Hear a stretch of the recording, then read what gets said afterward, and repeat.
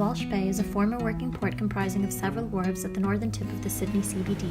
Its great location has attracted many different uses, with the old maritime wharves taking on a new life. But is it a good example of a new design in an old setting?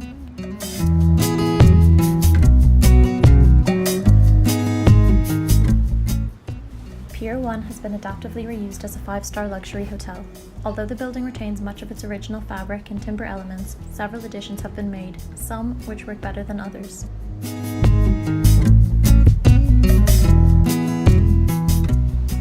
Piers 2 and 3 appear largely unused, however appear to retain most of the original building fabric. The government has plans in the future to undertake further conservation works.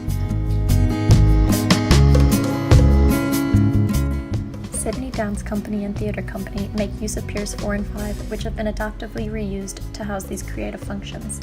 Sensitive alterations and additions have been made here. The piers have also been made accessible with ramps and lifts added with concrete, steel and glass. Nothing really feels intrusive or out of place.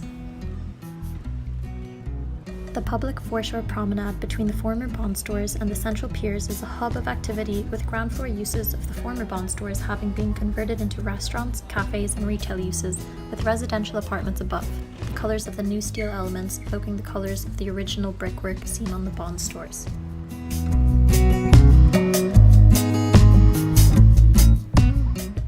The original buildings at Piers 6 and 7 were demolished and have been completely rebuilt.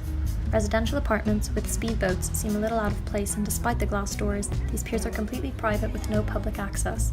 However, the scale, proportions and colour scheme are similar to the buildings on the other piers. Piers 8 and 9 act as a creative business hub, housing companies such as Yahoo and Prism. This building is slightly higher than the buildings on the other piers and was originally designed for handling wool.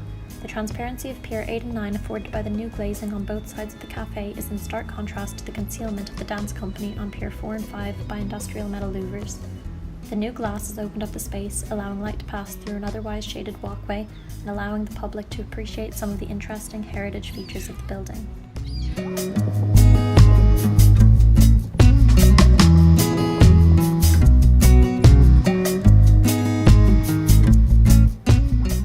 The remnants of old structural and functional elements on display, such as an original pile and crane, add charm to the site. However, depending on the treatment, the presence of so much exposed structure, such as the steel and timber beams, can either create a disparity with the residential aspect of the area or add to its sense of individuality.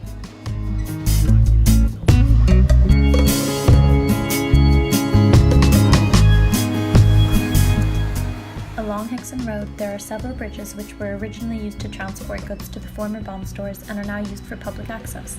The original face brickwork has been retained on these buildings, which are now home to many new apartments.